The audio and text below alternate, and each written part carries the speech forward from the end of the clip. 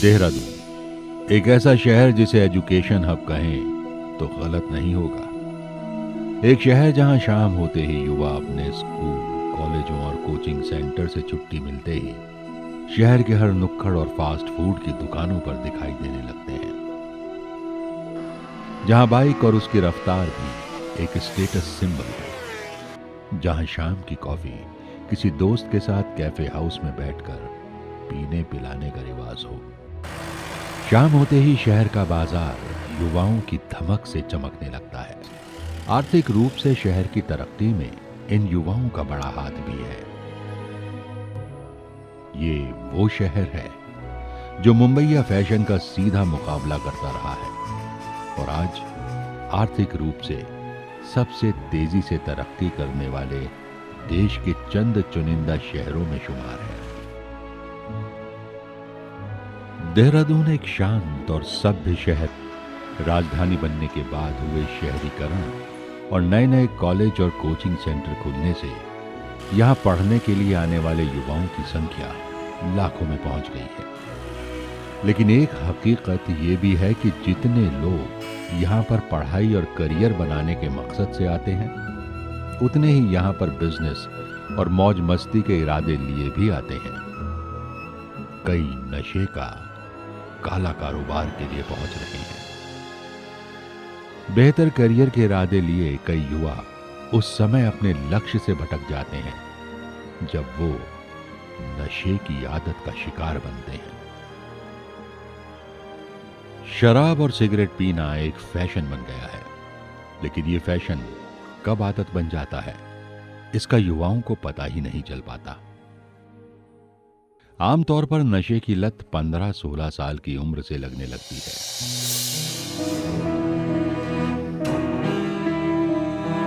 जब धीरे धीरे इन चीजों से नशा कम होने लगता है, तब मेडिकल स्टोर से नशे के इंजेक्शन, कैप्सूल्स आदि लेने लगते हैं युवा। लेकिन शरीर और ज्यादा मांग करने लगता है।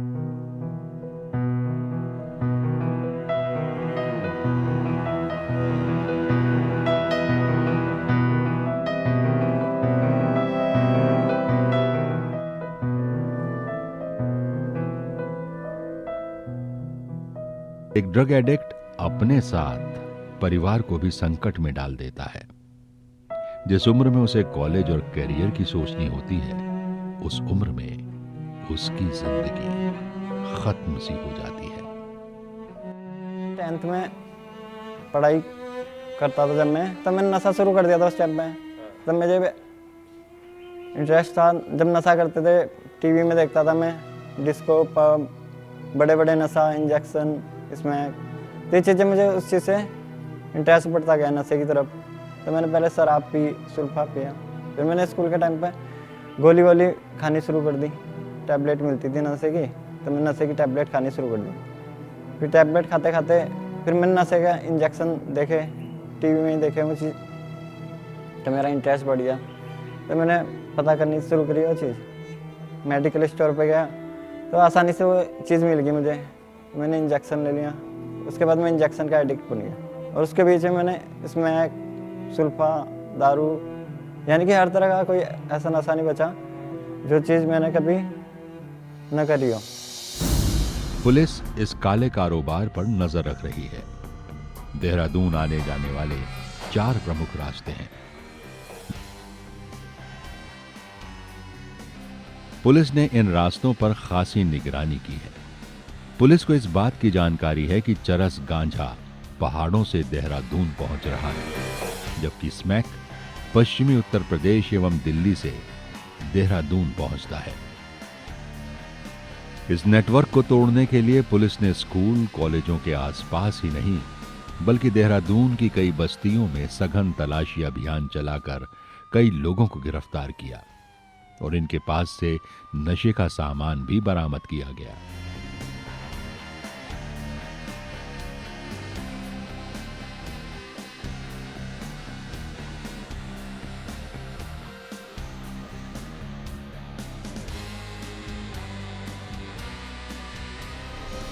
स्पेशली जो देहरादून है वो एक छात्रों का सेंटर है। स्कूल एजुकेशन यहाँ की देश में सर्वोच्च क्वालिटी की मानी जाती है, जिस कारण दूर दूर से यहाँ पे छात्र आते हैं। और इस समस्या में जो छात्र हैं उनको सबसे सॉफ्ट और प्राइम टारगेट्स इस ट्रेड के लोग मानते हैं। जो भांग की खेती जिन एरियाज़ में होती है वहाँ पे हमने पहाड़ के एरियाज़ में स्पेशल ड्राइव चलाई। ओपीएम की जहाँ पे खेती होती है, सभी ज़िले के एसपीज़ को भी इस विषय में कार्रवाई करने के लिए सेंसिटाइज़ किया गया। उनके द्वारा कैंप्स आयोजित किए गए, स्कूल कॉलेजेस में जाके बच्चों के साथ उनकी एजुकेशन इस विषय पे की गई कि कैसे जो ड्रग्स हैं उनके पूरे जीवन को नष्ट कर सकती हैं। पुलिस का इरादा अपनी मुहिम को और तेज करना है ताकि वो इस खूबसूरत देहरादून को नशे से मुक्त कर सके। पुलिस ने ड्रग्स के रूट भी पकड़ लिए हैं। इस साल देहरादून पुलिस अपनी मुहिम को और भी ज्यादा सख्त करने जा रही है। पुलिस एनडीपीएस एक्ट के तहत समय समय पर कार्रवाई करती है। गत वर्ष में पुलिस ने भारी मात्रा में चरस, स्मैक, हीरोइन इत्यादि बरामद किया है। ये भी देखा जा रहा है कि युवा वर्ग क्राइम में, अपराध में भी सम्मिलित हो रहा है। हमारा सभी लोगों से निवेदन है कि ड्रग्स के नशे में न जाए और अपने स्वस्थ रहे, तंदुरुस्त रहे। जनपद देहरादून पुलिस आपके साथ है। सभी के लिए ये ध्यान देने की बात है कि इस गंभीर बीमारी को रोकने के लिए क्या किया जाए। यदि आपका बच्चा 15-16 साल की उम्र पार कर चुका है तो आपको खास सतर्क होने की जरूरत है। बच्चे की सभी हरकतों को गंभीरता से लें।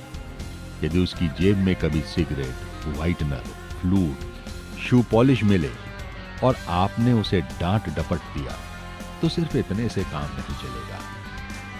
आपको अपने बच्चे पर नजर रखनी पड़ेगी।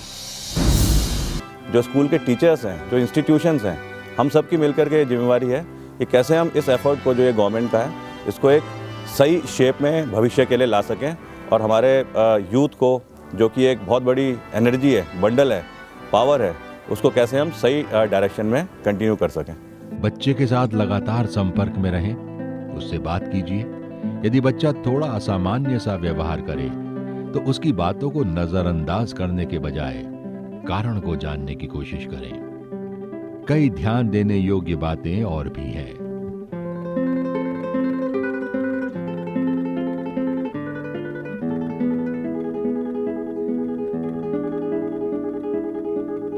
यदि आपका बच्चा घर से दूर पढ़ने के लिए गया है तब तो ध्यान रखने की जरूरत कई गुना है। क्या छुट्टियों में आपके बच्चे का घर पर आना जाना कम हो रहा है? वो अकेला रहना पसंद कर रहा है? वो अपने खर्च के लिए पहले से ज्यादा पैसों की मांग कर रहा है? ऐसी किसी भी बदलाव की सूरत में आपको अपने बच्चे से संपर्क नहीं तोड़ना है। रोज उससे बात करनी है। किसी भी वक्त उससे संपर्क करके उसको बातचीत के जरिए चेक कर सकते हैं। उससे मिलने के लिए बिना बताए अवश्य जाएं। उसके साथ रहें, समय बिताएं, ताकि वो आपको धोखा देने वाली कोई प्लानिंग ना कर सके। आश्चर्य तो यह है कि लड़के ही नहीं बल्कि लड़कियां भी नशे की लत का शिकार हैं। शराब और सिगरेट के धुएं में आपकी लाडली भी मस्त हो सकती है। इसलिए लड़कियों पर भी नजर रखने की आवश्यकता है।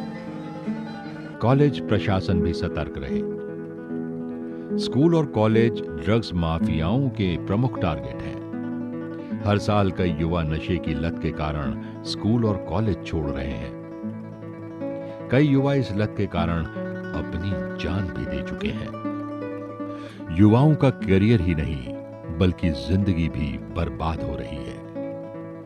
जब नशे के लिए पैसे की जरूरत होती है तो युवा चोरी करने तक को मजबूर हो जाते हैं। नतीजा ये हुआ कि ऐसे कई युवा अब जेल में हैं। लेकिन अगर कोई नशे की लत का शिकार है तो उनके सुधार के लिए भी कोशिशें तेज होने लगी हैं। नशे ने मेरा जीवन पूरी तरह से खराब कर दिया था। घर में लड़ाई झगड़े हर दिन सुनने को मिलते थे। घर में पैसे रखे होते थे तो मैं निकाल लेता था वो पैसे। घर वालों से बहाने से पैसे मांगता था, तब जाके मैं नशा करता था। हर दिन मुझे सुनना पड़ता था, घर में कुछ काम नहीं करता था मैं। अब मुझे कुछ काम करना भी होता था, अगर घर वाले कहते थे तो मैं उसके लिए पैसे मांगता था उनसे।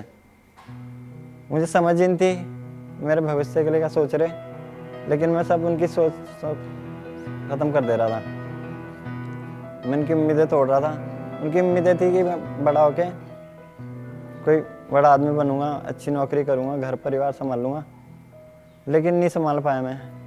दोस्तों, मैं शादी नहीं करी इस चक्कर में, घर वालों ने ही नहीं कराई, क्योंकि रिश्ता भी हुआ मेरा, नहीं हो पाई, क्योंकि नशा करता था। कहीं ना कहीं मेरी समझ में आ गई, घर वालों ने भी वो चीज़ देखी, तो फिर वो चीज़ भी ख़त्म हो गई। न मेरी शादी हो पाई, न मैं कुछ कर पाया ज़िंदगी में, न पढ़ाई कर पाया मैं, न नौकरी कर पाया, और घर परिवार समाज में सबसे संबंध खराब हो गए थे मेरे।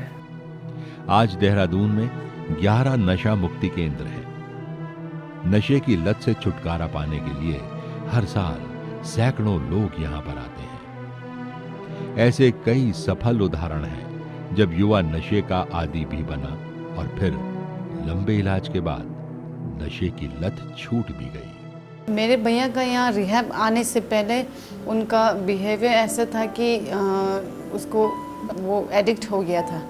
फिर घर में ऐसा प्रॉब्लम आता है कि पेरेंट्स को इरिटेट करना, बाहर आदमी सोसाइटी में वो दूसरों को इरिटेट करना, फिर लड़ाई झगड़ा होना। वैसे वो मैरिड था। भैया को 3 लड़का है। Since last 2 years he was separated from with his family.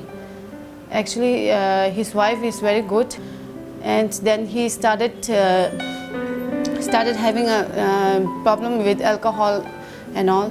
And his wife used to care him, understand him, but still there is a limitation. So she can't stay throughout her life with his problem. So last 2 years back she divorced with him, and he came back to home and stay with us. And I know that he feel very bad. He miss his wife and kids, but we can't help him unless he help himself. Hostel संचालक, paying guest पर कमरा उपलब्ध कराने वाले तमाम मकान मालिक और कैंटीन संचालक भी सतर्क रहें। यदि कहीं आपके इर्द गिर्द नशा करने वाले या नशे का सौदा करने वाले संदिग्ध लोग दिखें तो नजरअंदाज ना करें। जानकारी फौरन पुलिस को दें। आपके एक प्रयास से किसी बिखरते हुए परिवार और कई जिंदगियों को बचाया जा सकता है। नौजवान दोस्तों, आप हमारे भविष्य नहीं वर्तमान भी हैं। नशे की लत, ड्रग्स हमारे भविष्य को भी बर्बाद कर रहे हैं और हमारे वर्तमान पर भी प्रश्न चिन्ह लगा रहे हैं। हमारे लिए बड़ा चिंता का विषय है कि हमारे युवाओं में नशे की लत बढ़ रही है। हम इसके खिलाफ एक पूर्ण युद्ध चाहते हैं। हम चाहते हैं इस लड़ाई में न केवल पुलिस प्रशासन बल्कि अभिभावकगण भी साथ आए, हमारी शिक्षण संस्थाएं साथ आए, स्वयं नौजवान साथ आए, और हम उनसे वादा करते हैं कि वो नशे की लत के खिलाफ लड़ाई लड़ें। हम उनके भविष्य को बनाने की लड़ाई लड़ेंगे और उसके लिए काम करेंगे। नशा केवल केवल केवल आपके भविष्य को बर्बाद करता है, आपके परिवार को बर्बाद करता है, आपके माँ बाप, आपके चहेतों की आशाओं को बर्बाद करता है। नशे को गुड बाय करिए, अभी करिए, तत्काल करिए। युवाओं से अपील है कि वो ऐसे दोस्त बनाएं जो उनको सही रास्ते पर लेकर जाएं। जिस तरह का वो खुद सोचते हैं वैसे ही सोच वाले दोस्तों को अपने जीवन में स्थान दें। खेल कूद में भाग लें। जिनका शौक संगीत या दूसरी सांस्कृतिक गतिविधियों में है वो अपने इस शौक को पूरा करें।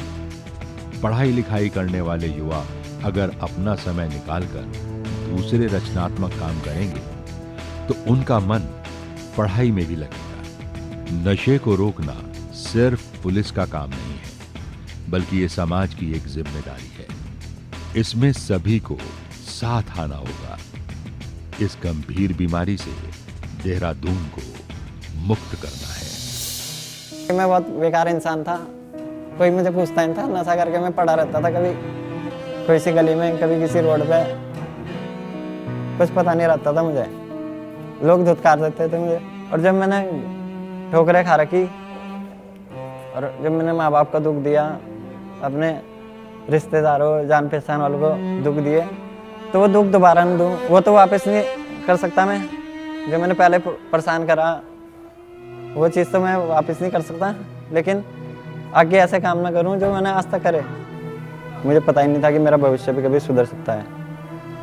मैं यही सोचता था कि मैं नशा कर करके मर जाऊंगा एक दिन, लेकिन अब पता चला कि मेरा जीवन आज सही राह पे है, तो मैं आगे बहुत कुछ कर सकता हूँ। तो दोस्तों, अपने नशे से दूर रहो और अपने जीवन के बारे में सोचो।